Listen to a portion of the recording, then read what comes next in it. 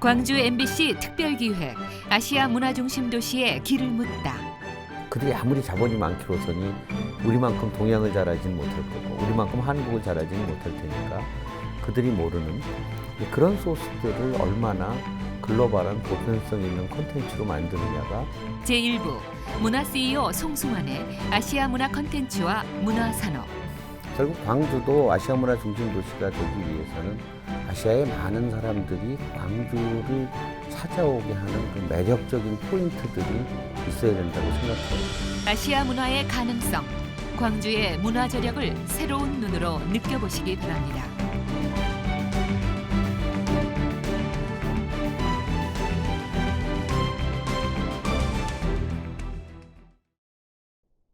안녕하세요. 소리꾼 박예리입니다. 저는 오늘 인정받는 배우에서 머무르지 않고 대한민국 최고의 문화상품을 기획해낸 성공한 CEO로 또 최근에는 문화예술대학 학장으로 새롭게 역할을 하고 계신 송승환 씨를 모시고 아시아 문화 중심 도시에 나아갈 방향에 대해 말씀을 나눠볼까 합니다. 대표님 안녕하세요. 네, 안녕하세요. 반갑습니다. 네. 저는 대표님 뵈면은 딱 이런 그 소리가 생각나는 것 같아요. 뭐예요? 원래 그 판소리 수군가 중에요. 네네. 별주부가 토끼를 딱 보자마자 잘났다. 잘났어. 아이 고맙습니다. 인물 좋고 성격 좋고 연기 잘해 기획 잘해 돈도 잘 벌어 이런 재주꾼 다시 없대. 네. 고맙습니다. 정말 최고신 것 같아요. 아이 너무 과찬이세요. 최고는 아니고요. 근데 무대에서 많은 분들께 사랑받으시고 아주 매체에서 늘 전 어렸을 때 대표님 뵙고 이렇게 지내왔었거든요. 근데 원래 그 무대에 서는 기쁨도 아주 크잖아요. 근데 어떻게 이렇게 내가 정말 문화상품을 기획하는 기획자가 되어야 되겠다. 네. 그런 생각을 따로 이렇게 꿈을 꾸신 건가요? 그 난타를 만든 건 제가 97년도지만 실제로 공연 제작을 시작한 건 77년도니까 굉장히 일찍 시작한 셈이죠. 네.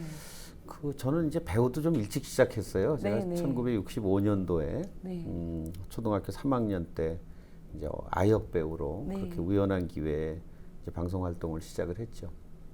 근데 아역 연기자로 어린 시절을 보내면서 또 이제 대학에 가서 연극을 하면서 그 배우란 직업을 뭐 저는 지금까지 한 번도 후회해 본 적도 없고 늘 좋은 직업이라고 생각은 했는데 다만 조금 아쉬운 점이 있다면 배우란 직업이 좀 수동적이죠. 말하자면 이제 뽑혀야 되는 직업이잖아요. 네. 박예리 씨도 뭐 유능하시고 훌륭하신 분이지만 그래도 어쨌든 연출자가 박예리 씨를 캐스팅을 해야 역할을 하실 수 있죠. 그렇죠. 그런 게 어찌 보면은 조금 소극적이고 수동적이랄 수 있고 그래서 제가 이제 20대가 되면서 아역 배우 시절을 거치고 나서 제가 좀 철이 들면서부터는 제가 직접 공연을 좀 만들어 보고 싶은 이제 그런 욕심이 들어서 이제 77년도부터 연극 제작을 시작을 했죠. 그때 뭐 21살 때니까 이제 배우도 하면서 조그만 소극장에서 연극도 만들고 뮤지컬도 만들고 그렇게 해오다 보니까 그 배우할 때하고는 또 다른 어떤 즐거움도 있고 또 성취감도 있고 그런데 늘 고민은 공연이 끝나고 나면 빚을 진다는 거예요. 배우할 때는 출연료를 받았는데 제작자가 되니까 공연이 끝나고 나면 늘 빚을 져요. 그 얘기는 우리나라의 관객이 그렇게 많지 않죠. 뭐 경제 공연 시장이 어떤 의미로는 굉장히 작은 편이라서 공연을 만들기 위해 들어간 제작비를 티켓을 팔아서 회수하기가 쉽지 않은 거죠. 그렇죠. 그러니까 빚을 지는 거죠.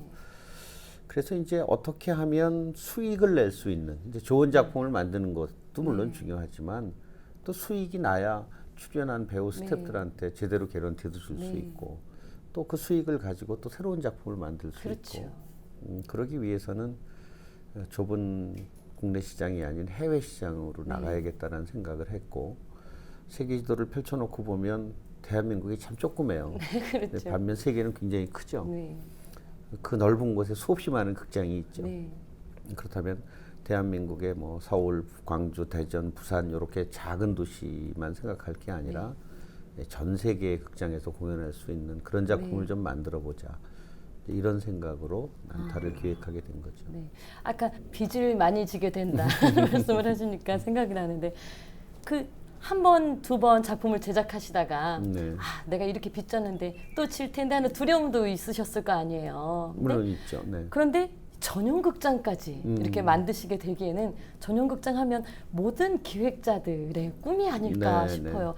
우선 제가 몸담고 있는 국립창극단에서도 창극만을 위한 전용극장이라면 얼마나 좋을까 하지만 그 규모가 어마어마하잖아요. 그렇죠. 네. 그래서 많은 분들이 좀 두려워하고 또 어떤 분들은 또 앞을 미리 이렇게 가늠해 볼 수 없기 때문에 또 좀 주저하게 네, 되고 네. 또 무모한 도전이라고 생각을 할 수도 있을 텐데 어떻게 그 가능성을 얼마나 생각을 하셨어요? 네. 나 이거 하면 성공할 수 있을 것 같아라는 확신이 크셨는지 아니면 그런 어떤 확신보다는 그래도 꿈을 향해서 이게 적어도 이 정도는 확보가 되어야 어떤 문화시장에서 큰 발돋움을 할 수 있을 네. 거다라고 생각을 하셨는지.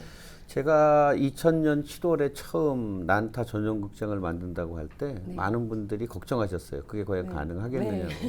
사실 우리나라에서 공연의 수명이 좀 짧은 편이죠. 국립창극단 한 작품 공연하면 되게 며칠 하세요? 아유, 열을 하면 관객들이 열흘 동안 오는 것도 그렇죠. 힘이 들고, 힘들죠. 네, 또 한 작품을 계속 해를 거듭하면 할수록 더 어떤 그 작품성이 좋아질 수 있는데 네. 어떤 분들은 그 작품 봤는데 뭘 또 봐 하는 그렇죠. 그런 생각을 그러니까 이제 하시니까요. 창극단 경우도 열흘 이상 하기가 쉽지 않죠. 네. 관객이 없으니까. 또 뭐 음악회나 뭐 발레 같은 이제 순수 공연들은 그나마 뭐 한 2, 3일도 네. 관객을 채우기가 힘들고 요즘 뮤지컬이 잘 된다고들 합니다만 뮤지컬 관객도 두세 달 넘기기가 쉽지 않죠. 네. 그런데 제가 1년 365일 매일 난타만 하는 전용극장을 만든다고 하니까 많은 분들이 이제 그게 과연 가능하겠느냐 이런 생각을 하신 거죠. 저는 가능성이 있다고 봤어요. 왜냐하면 제가 83년도에 처음 뉴욕을 갔을 때 좀 충격적인 포스터가 한 장 있었어요. 아, 뭐예요? 캐치라는 뮤지컬 아시죠? 아, 네. 그 포스터를 봤는데 뭐 포스터 디자인이 멋져서 충격적인 게 아니라 네. 거기에 이렇게 써 있었어요. 공연 장소 윈터 가든 네. 극장, 공연 날짜 Now and Forever 이렇게 써 있었어요. 네, 네. 그때 저도 미국 가기 전에 고별 공연을 하고 갔는데 뭐 그때 실험극장 공연 날짜 9월 1일부터 뭐 9월 30일 길어야 한 달인데 네. 공연 날짜에 날짜가 안 써 있고 Now and Forever 현재에서 영원히 네. 굉장히 충격적이었죠. 야 어떻게 이렇게 오랫동안 공연을 할 수 있을까? 런던에 가시면 세인트 마틴이라는 극장에서 네. 아가사 크리스티의 쥐덫이라는 연극이 올해로 58년째 공연하고 있어요. 와. 한 연극을 네. 58년 동안 한 극장에서 하고 있죠. 네. 매일 밤 매진이에요. 네. 과연 그 비결이 뭘까 굉장히 처음엔 궁금했었죠. 네. 뉴욕에 제가 85년부터 한 3년 동안 살면서 매일 밤 거의 브로드웨이를 다니면서 보니까 그 비결은 7, 80%가 관광객이기 때문에 가능한 거예요. 네. 결국 전 세계에서 오는 관광객들이 뉴욕으로 런던으로 그렇죠, 오는 그렇죠. 관광객들이 저녁 때 공연을 보러 오죠. 네. 그런 관객들이 매년 새로운 관광객이 들어오니까 새로운 관객이 들어오니까 그렇게 10년, 20년 롱런할 수 있는 거죠. 네. 그래서 제가 난타 전용극장을 만들 때도 관객을 내국인을 생각한 것이 아니라 한국에 오는 외국인들을 생각한 거죠. 네. 그리고 시장 조사를 해보니까 우리나라에 그 당시에 1년에 한 600만 명 정도 외국인이 들어와요. 네. 그중에 순수 관광객이 약 300만이고 그때 제 목표는 그랬어요. 300만 중에 네. 5%만 내가 15만이잖아요. 네. 그러면 전용극장 충분히 가능하다. 네, 네. 이런 생각을 한 거거든요.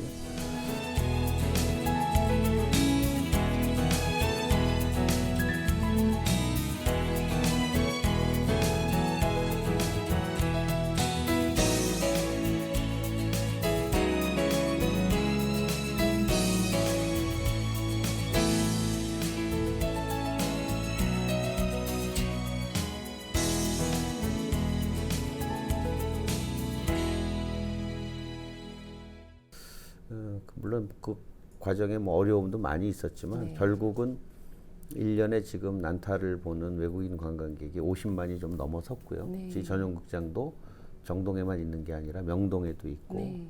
압구정동에도 있고 네. 그리고 재작년에 제주도에도 전용극장을 오픈해서 지금 우리나라에서 4곳의 전용극장에서 매일 난타를 하고 있고 객석의 한 80%에서 90%가 이제 외국인들이죠. 네. 제 친구도 일본에 살고 있는 일본 사람인데 한국에 가서 이번에 난타 공연 볼 건데 같이 가자고 그 제의를 받았었던 적이 있어요. 그래서 이제 한국에 오는 외국인들이 뭐 낮에 여러 곳 관광을 하지만 밤에는 난타를 보는 것이 한국에 와서 꼭 해야 될 그런 이제 코스처럼 돼서 이제 많은 외국인들이 한국에 오면 난타를 찾죠. 광주는요, 그 문화를 도시 성장의 원동력으로 지금 삼았잖아요. 근데 문화 산업의 일선에서 가장 많은 경험을 하셨다고 저는 생각을 하는데 어떻게 이번에 광주가 컨셉을 제대로 시대적으로 잘 잡은 건가요? 문화가 이제 굉장히 중요한 시대가 분명히 됐죠. 그 우리나라 경제 규모가 뭐 세계지 10위권 안에 들었다고 그러죠.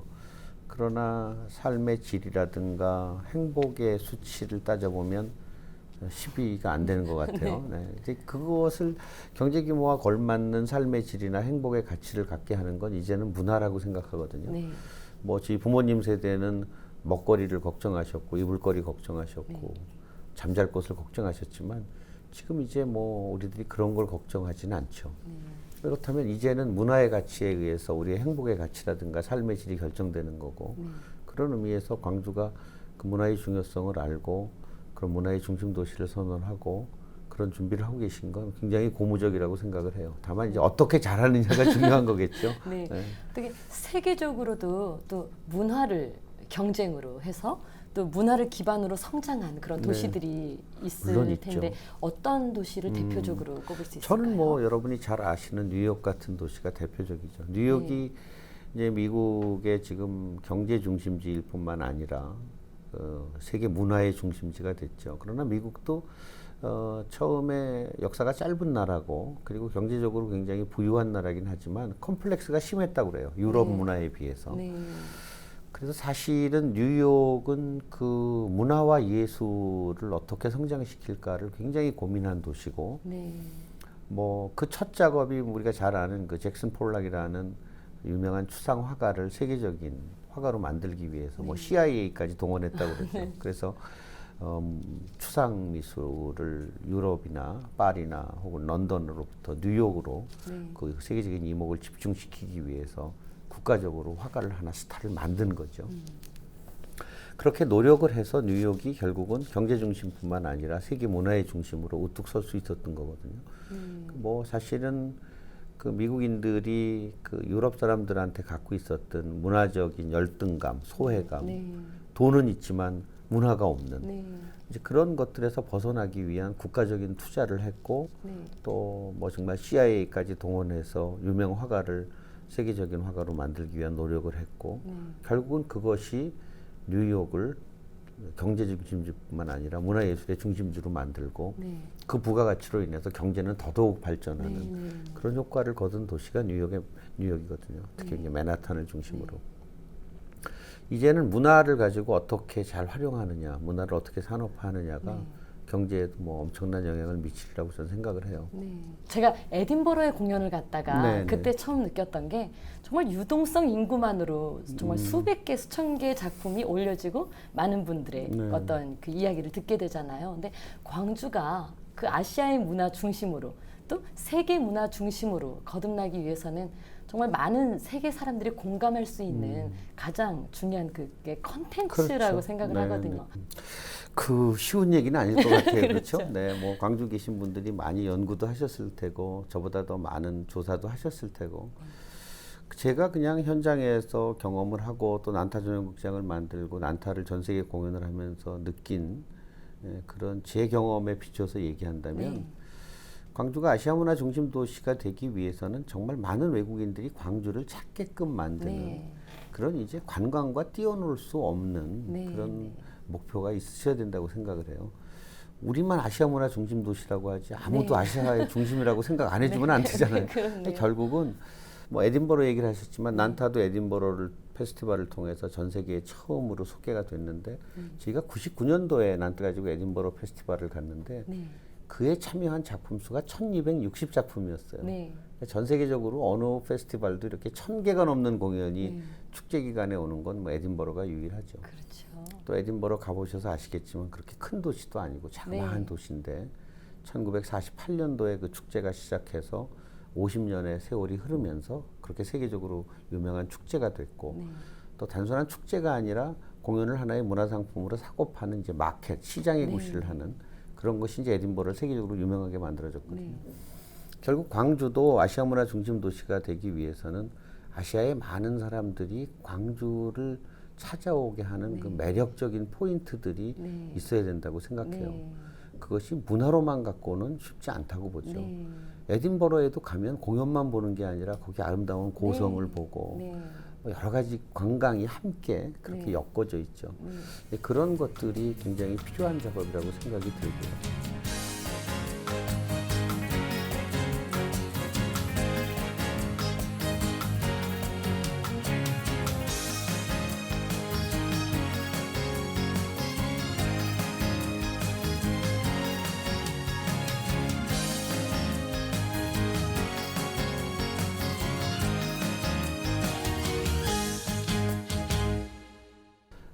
저는 우리 전통만을 보여준다는 생각도 조금은 위험한 생각이라는 생각이 들어요. 네. 그것도 필요해요. 그게 네. 필요 없다는 게 절대로 네. 아니라 그러나 그것이 전부가 돼서는 안 된다는 그렇죠. 거죠.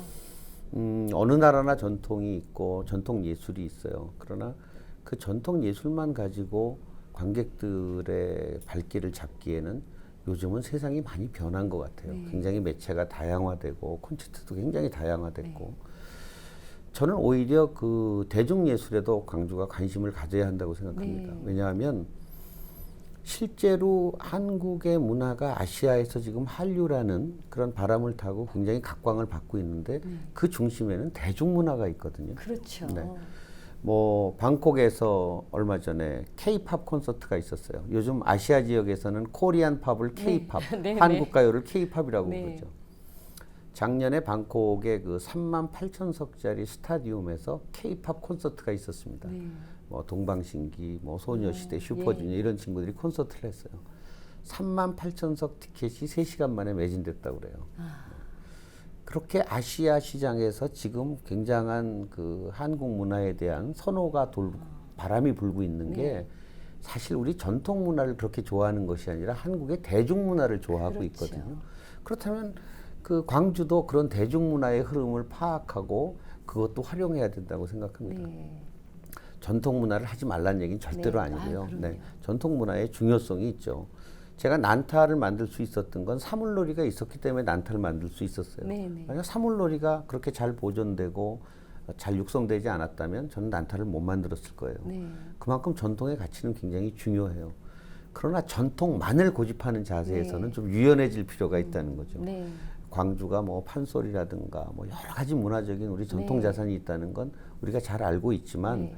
그것만을 가지고 아시아 문화 중심 도시가 되는 것은 쉽지 않은 일이고 또 2010년도에 21세기에 적어도 아시아에서 한국의 대중문화가 그렇게 선도적인 역할을 하고 있다면 광주도 그 대중문화를 어떻게 활용할까가 잘 생각을 해야 되지 않을까 그런 생각이 들거든요.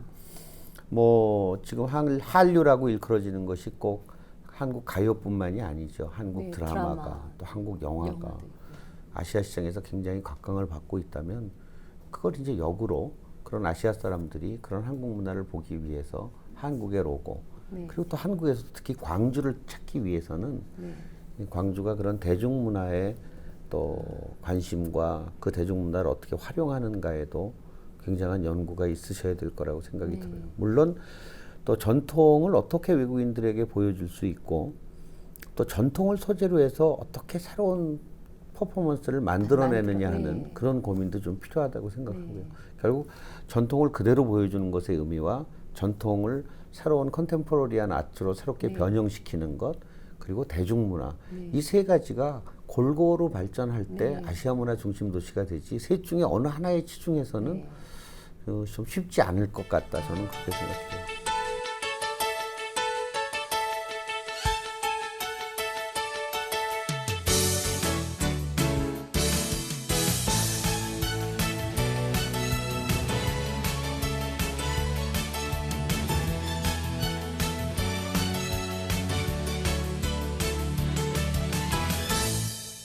광주가 정말 문화의 도시로 거듭나기 위해서는 어떤 정말 문화뿐만 아니라 하나의 관광 네. 상품으로 그것도 이렇게, 중요하죠.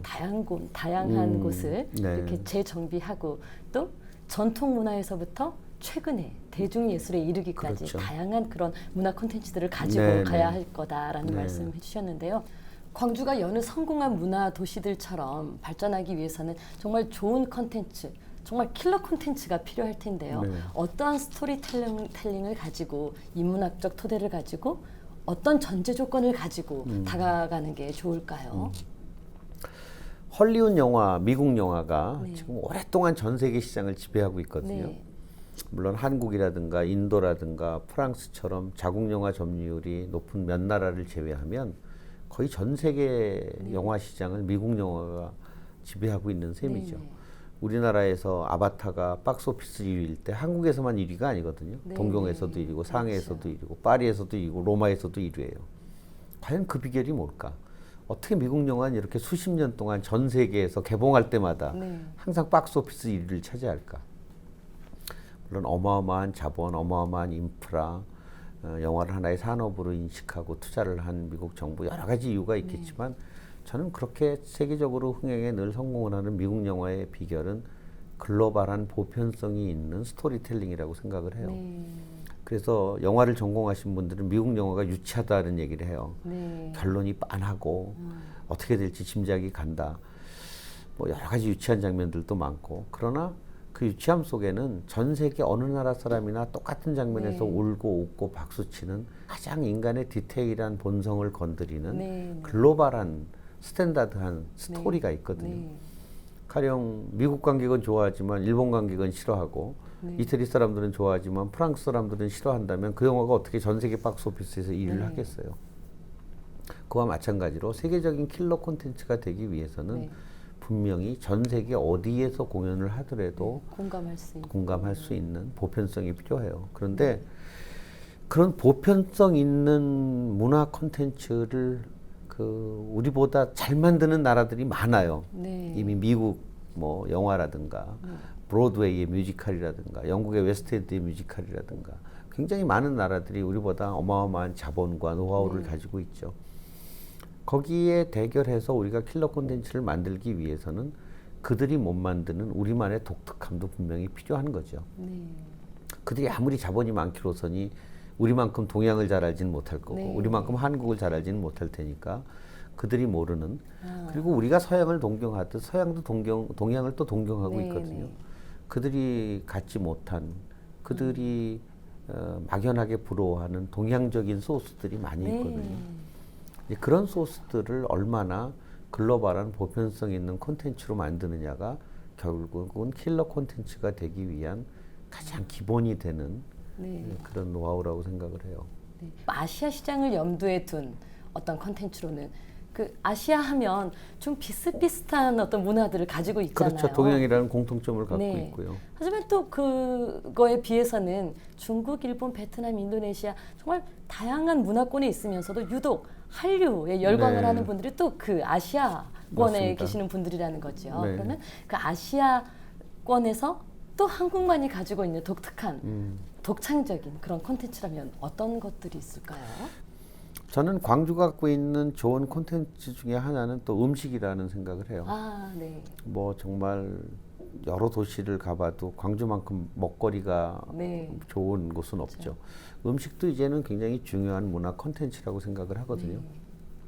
결국 광주가 갖고 있는 그런 음식 문화의 독특함, 또 광주가 갖고 있는 우리의 그 소리에 대한 독특함, 이제 이런 것들이 이제 어떻게 잘 그것이 융합되고 또 어떻게 잘 관광 상품화되고 어떻게 잘 문화 상품화되느냐는 뭐 굉장한 많은 노력과 연구가 필요하겠지만 굉장히 많은 그 소스는 갖고 있다고 생각해요.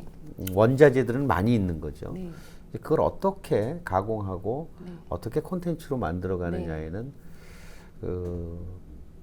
여러 노력이 필요하겠죠. 그 노력 중에는 창의력 있게끔 그런 콘텐츠를 만드는 창의적인 노력도 필요할 거고 또 그걸 아시아 사람들에게 알리기 위한 홍보하고 광고하고 마케팅하는 그런 노력도 필요할 거고요.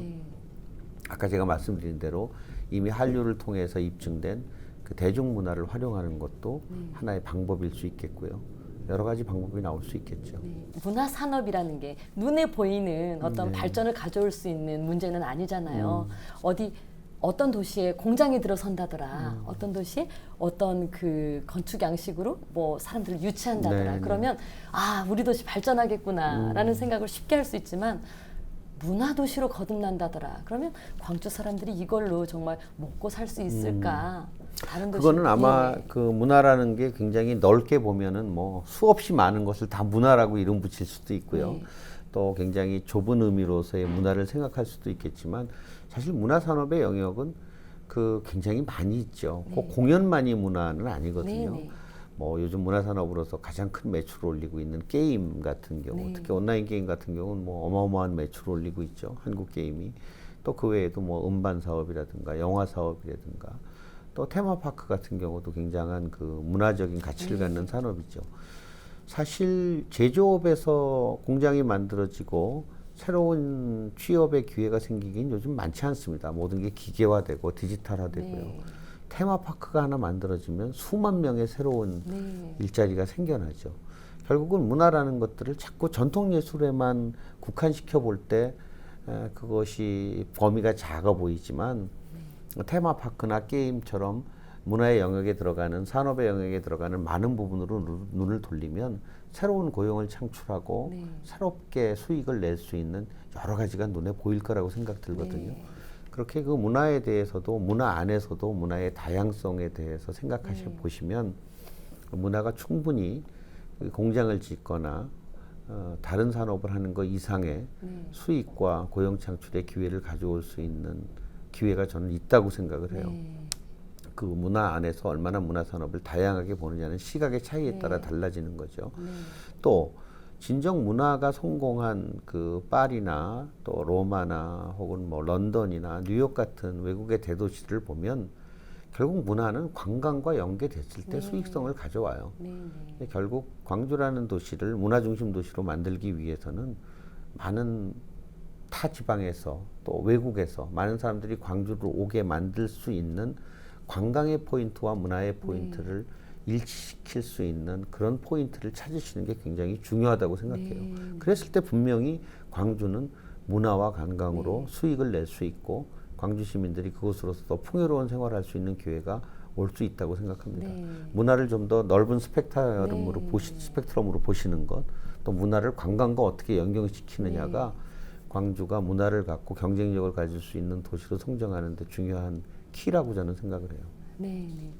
쉽게 그냥 문화하면 공연 문화를 먼저 생각을 하게 되는데 공연 문화뿐만 아니라 다양한 문화에 대한 시각을 가지고 정말 문화 관광 도시로 거듭날 수 있어야 되겠네요. 뭐 다른 도시에서는 볼 수 없는 광주만의 독특한 문화 체험 프로그램들 그런 것들을 잘 만드시는 게 중요할 것 같고요. 요즘은 또 아무리 좋은 프로그램이 있다 하더라도 그걸 어떻게 홍보하고 광고하느냐 하는 마케팅이 굉장히 중요한 시대입니다. 아무리 좋은 소재가 있더라도 그게 알려지지 않고 그거를 하나의 문화 상품으로서 구매하려는 구매 욕구가 없으면 그건 뭐 그냥 묻혀버리고 말죠. 그래서 마케팅이 난타가 성공한 이유 중에 하나는 뭐 소재의 독특함이라든가 언어가 없는 공연이라든가 또 온 가족이 즐길 수 있는 여러 가지 새로운 시도에 의한 평가도 있었지만 또 마케팅의 승리로 평가하시는 분도 많거든요. 굉장히 적극적으로 저희가 마케팅을 했어요. 해외 시장에서도 그렇고 그런 적극적인 마케팅도 아시아 문화 중심 도시가 되기 위해서는 필요한 부분이라고 생각이 들어요.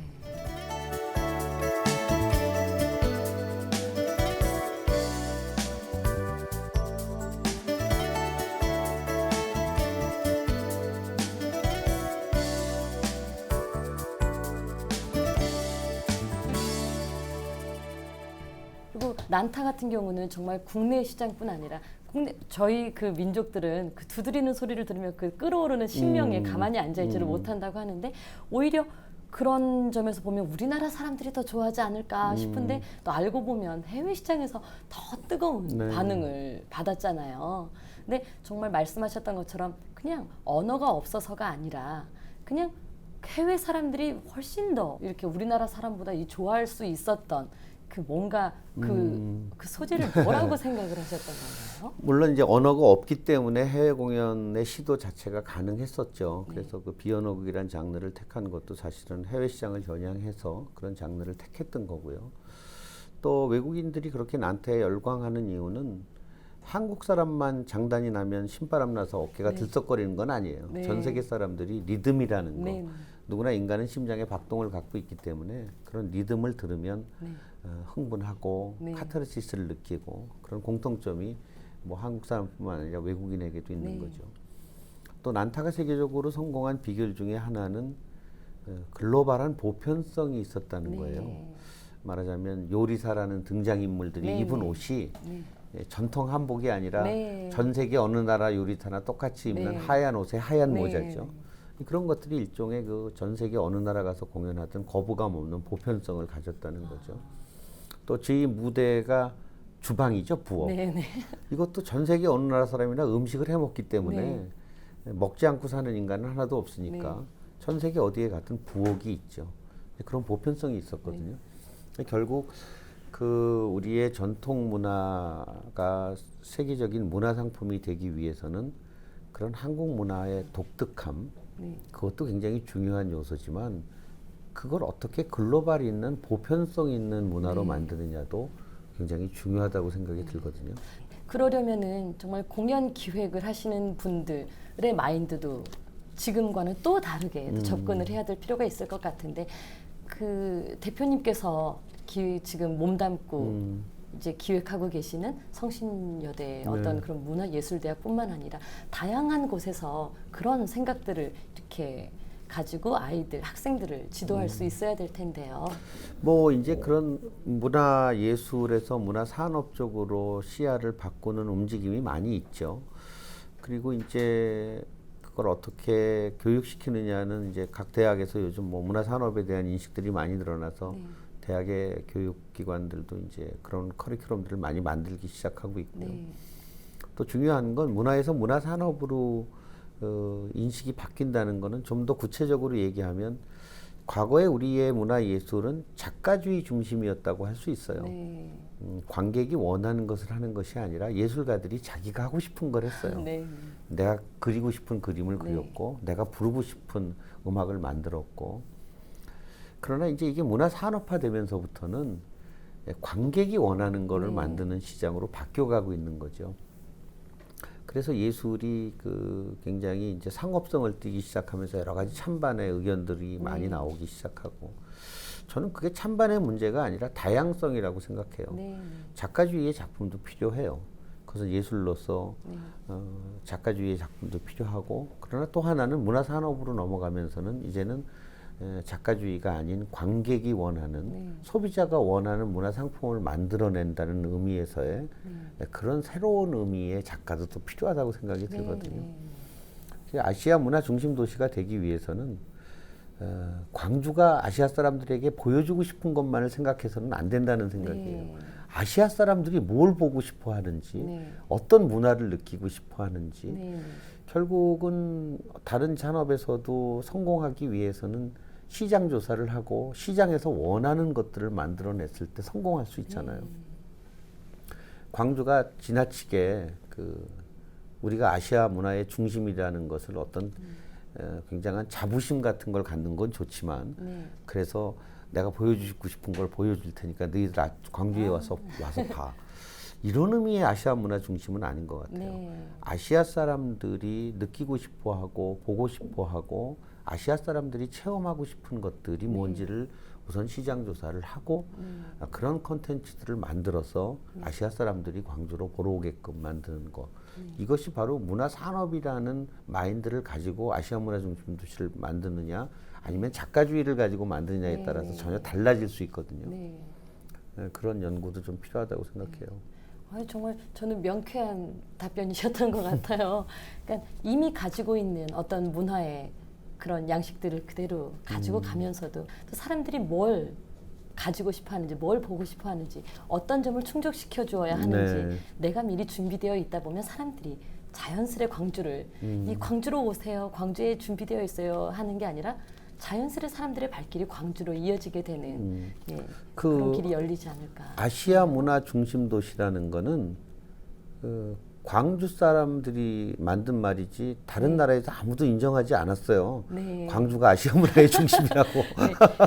그리고 또 서울 사람들조차도 네. 광주가 아시아 문화의 중심인지 잘 몰라요.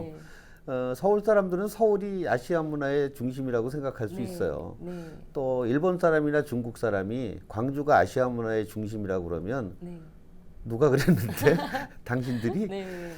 그러니까 결국은 정말 진정한 아시아 문화의 중심 도시가 되기 위해서는 아시아 사람들이 뭘 원하는지 네. 아시아 사람들이 체험하고 싶은 그리고 갈망하는 문화가 뭔지에 대한 철저한 시장 조사부터 시작이 되고 그런 것들을 풀어줄 수 있는 장소가 광주가 네. 됐을 때 비로소 아시아 문화 네. 중심 도시가 된다고 생각하죠.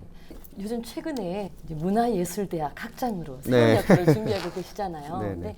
제가 듣기로는 융합적인 문화 네. 한 가지 소재를 가지고 그게 바로 지금 그 운영하고 계시는 바로 PMC가 네. 또 그 뜻이 바로 그렇다고 제가 들었거든요. 네. PMC는 뭐 이제 퍼포먼스, 뮤지컬 앤 시네마. 네.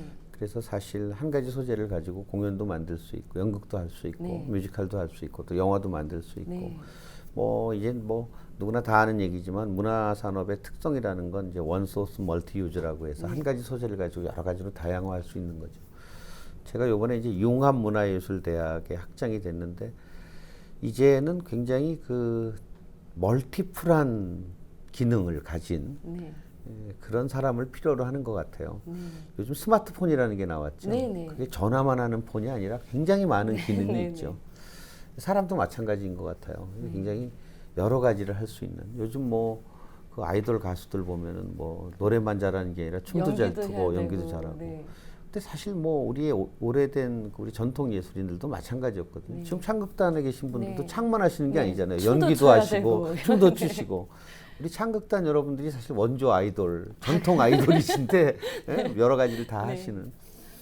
그러니까 어쨌든 그런 그 융합적인 그런 수강을 할 수 있는 뭐 무용과 학생이 음악 수업도 들을 수 있고 네. 또 예술 경영을 공부하는 학생이 연기 수업도 들을 수 있고 네. 그렇게 그 문화를 좀 다양하게 융합해서 전공을 들을 수 있는 그런 의미에서 융합문화대학이라는 네. 그런 대학의 이제 학장이 제가 됐고요. 이제 굉장히 세상이 바뀌어가고 있잖아요. 빠른 속도로 네. 매체가 일단 다양화되고 있죠. 네. 옛날에 영화관은 영화관에 가서만 보는 거였지만 이제는 뭐 휴대폰으로도 영화를 네. 보고 컴퓨터로도 영화를 보고 이제 뭐 또 패드가 나온다고 그러죠. 네, 네. 뭐 그런 걸로도 영화를 보고 음악도 마찬가지죠. 예전에는 우리가 뭐 아주 어렸을 때는 전축으로 음악을 들었지만 그 이후로 뭐 워크맨으로 듣고 네. 요즘은 뭐 MP3다 휴대폰이다 뭐 얼마나 많은 매체가 네. 생겨났어요. 그렇게 그 문화예술을 소비하는 패턴이 바뀌고 있다면 공급하는 쪽에서의 패턴도 네. 고전적인 방법만을 고수할 수는 없을 것 같아요. 수없이 새로운 아이디어로 그 공급의 루트라든가 공급의 방법도 새로운 방법을 모색해야 되고 또 그런 것을 할 수 있는 인재들을 새롭게 키워내기 위해서는 또 새로운 교육 방법이 교육들. 필요하죠. 네. 이제 더 이상 대학이 정보나 지식을 교수가 학생들에게 전달해 주는 거에는 전 별 의미가 없다고 생각해요. 이제는 뭐 컴퓨터만 키면 모든 정보와 지식을 다 얻을 수 있어요. 뭐 얼마나 많은 정보와 지식을 내가 다 컴퓨터로 예전에 선생님이 얘기해 줘야만 알았거든요. 네. 네. 근데 이제는 컴퓨터에만 들어가면 궁금한 걸 다 알 수 있어요. 그런데 더 이상 교수가 정보와 지식의 전달자는 아니거든요. 네. 이제는 특히 문화예술대학에서 교수가 할 일은 학생들과 함께 워크숍을 통해서 아이들이 그렇게 정보와 지식을 갖고 있는 걸 몸으로 체험하는 습관을 익히는 것 그리고 앞으로 이 대학을 마치고 현장에 나가서 일해야 될 곳과 밀접하게 서로 접근해서 네. 네. 뭐 여름방학 가서 인턴십을 한다든가 현장하고 얼마나 친근하게 지내느냐 뭐 이런 교육이 굉장히 필요하다고 생각해서 융합문화예술대학은 그런 커리큘럼들을 지금 개발하고 있는 중이죠. 근데 광주문화의 전당에서도 그러한 인력들이 굉장히 필요하고 네. 또 거기 그 선생님 계시는 학교에서 많이 배웠던 학생들이 그곳에 가서 또 일을 할 수도 있지 않을까 싶은데 어떤 전문인들이 그 어떤 인력들이 양성되어야 할까요? 그 과거에 이제 공연장이 생기면 거기에 이제 새로운 인력들이 대부분 그 컨텐츠를 만들고 마케팅하는 능력보다는 이제 관리 능력에 의해서 인원들이 많이 그 하드웨어의 극장에 채용이 되고 일을 했던 것 같아요. 이제는 중요한 게 극장이 말하자면 창작의 본산이 돼서 어떤 콘텐츠들을 기획하고 또 그런 것들을 하기 위해서는 많은 아티스트들을 알아야 되고 또 그 아티스트들과의 협동 작업을 통해서 작품을 만들어내고 그걸 또 관객들에게 알리기 위한 홍보를 하고 광고를 하고 마케팅을 하고 이제 이런 과정을 할 수 있는 새로운 인원들이 필요하거든요. 외국의 경우를 보면은 어떤 아티스트에 의해서 작품이 만들어지는 경우도 있지만 극장을 중심으로 해서 공연이 만들어지고 그 공연을 통해서 어떤 문화의 흐름이 생긴 경우도 굉장히 많이 있거든요. 그 제가 이제 학교에서 아이들에게 가르치는 것들이 바로 그렇게 공연을 아이템을 선정하고 그것에 의해서 새로운 창작자들과의 만남을 이룩하고 또 가장 필요한 자본을 얻어오고 또 티켓을 팔기 위해서는 마케팅을 하고 홍보하는 그 과정들 이제 그런 것들을 이제 학생들한테 가르치고 또 그 학생들이 그런 것들을 배워서 실제로 학교에서 워크숍을 통해서 실습을 하고 그런 노하우를 가지고 뭐 극장에 가서 이제 일을 할 수 있는 그런 배경을 만들어주고 있는데 광주도 이제 극장이 그런 인력들, 콘텐츠를 기획할 수 있는 능력, 정말 창의력 있는 인재들이 이제 앞으로 필요하다고 생각이 들어요. 대부분의 극장들이 대부분 예술단체에 대관을 해준다든가 또 극장의 하드웨어를 잘 운영한다든가 뭐 그 정도의 역할에 머물렀다면 이제는 창작자들과 함께 콘텐츠를 만들어내는 그런 텃밭의 역할을 하는 것이 극장의 역할로서 굉장히 중요하다고 생각하거든요. 특히 이제 아시아 문화 중심 도시를 선언하고 새로운 공연장이 만들어진다면 그 공연장에 많은 창의력에 정말 씨앗을 뿌릴 수 있는 텃밭의 역할을 하기 위해서는 그런 인재들이 많이 필요하고 그 분야에 아마 그 광주 지역에도 아마 대학들이 있고 그런 전공을 하고 있는 학생들이 있을 텐데 그런 학생들이 앞으로 큰 역할을 할 수 있으리라고 생각이 들어요.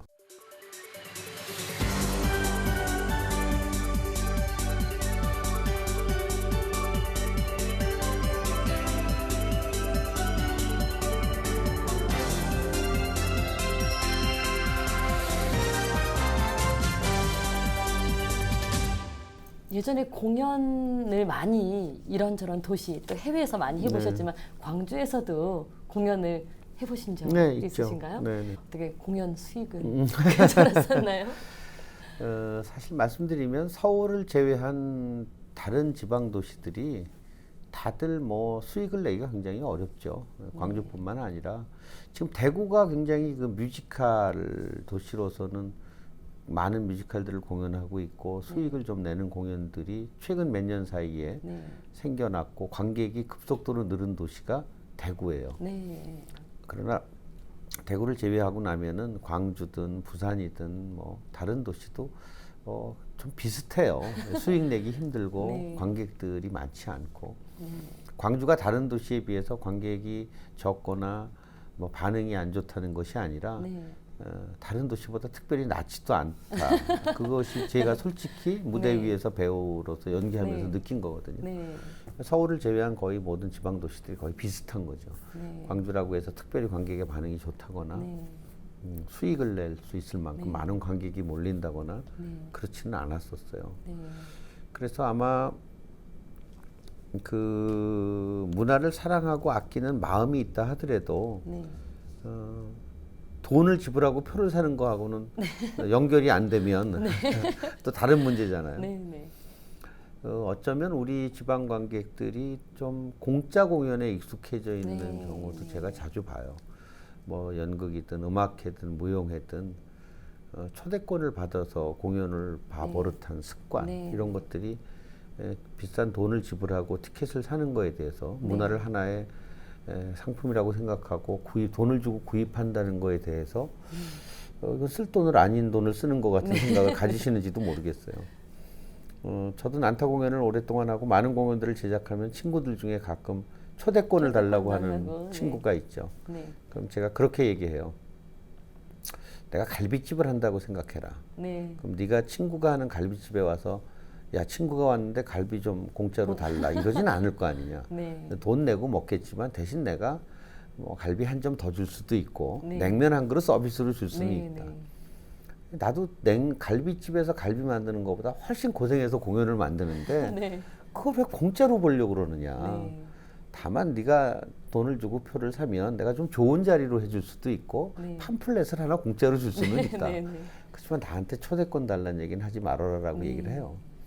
이제는 문화도 값어치를 지불할 줄 아는 네. 이제 그런 문화 시민 의식도 필요하다고 생각합니다. 네. 이렇게 말씀 많이 나눠보았는데요. 마지막으로 아시아 문화 중심 도시가 정말 우뚝 설 수 있도록 시민과 더불어 또 우리 이 프로그램을 시청하는 분들께 한 말씀 해주시죠. 네. 문화 예술을 우리는 한때 일부가 즐기는 일부만이 소유하는 그렇게 생각했던 시절도 분명히 있었어요. 왜냐하면 우리가 의식주를 해결하기에도 급급한 어려운 그런 경제 사정을 겪었기 때문에. 그러나 이제 정말 대한민국이 세계 경제 규모 10위라는 엄청난 부를 이루었죠. 그런데도 계속 물질적인 것에만 욕심을 둔다면 영원히 정말 진짜 선진국가가 되기는 힘들어질 것 같아요. 네. 이제 좀 무력은 좀 줄였으면 좋겠어요. 더 맛있는 거 먹는 욕심도 좀 줄이고 네. 더 큰 집에서 사는 욕심도 줄이고 네. 더 좋은 옷을 입겠다는 욕심도 줄이고 네. 이제는 나의 삶의 가치를 문화에서 남들이 듣고 느끼지 못하는 그런 것들을 음악을 통해서 느낄 수 있는 것이 이게 엄청난 큰 재산이거든요. 네. 똑같은 그림을 보고도 누구는 아무런 느낌이 없지만 나는 가슴이 북받치는 기쁨을 누릴 수 있는 거는 좋은 음식을 먹거나 좋은 옷을 입었을 때보다 더 큰 기쁨이에요. 네, 네. 이제 그런 걸 느낄 줄 아는 것이 인생을 값어치 있게 사는 일이고 인생을 좋은 집, 좋은 자동차, 좋은 옷 입는 것보다 더 인생을 값어치 살게 산다는 걸 느낄 수 있을 때 그런 문화 시민들이 많아질 때 진정한 선진국이 되는 거고 또 광주 시민 여러분들이 그런 문화적인 예술적인 만족감을 느끼실 수 있을 때 광주가 아시아 문화 중심 도시가 될 수 있는 기반이 마련된다고 생각해요. 문화예술을 많이 사랑해 주시기를 부탁드리면서 제 얘기를 마무리했으면 합니다. 네, 말씀 감사합니다. 예, 고맙습니다. 네, 문화의 눈을 새로 떠서 문화의 시대를 열어나가는 곳에 바로 이 광주가 우뚝 서기를 바라는 마음, 많은 말씀을 통해 들었습니다. 네, 감사합니다.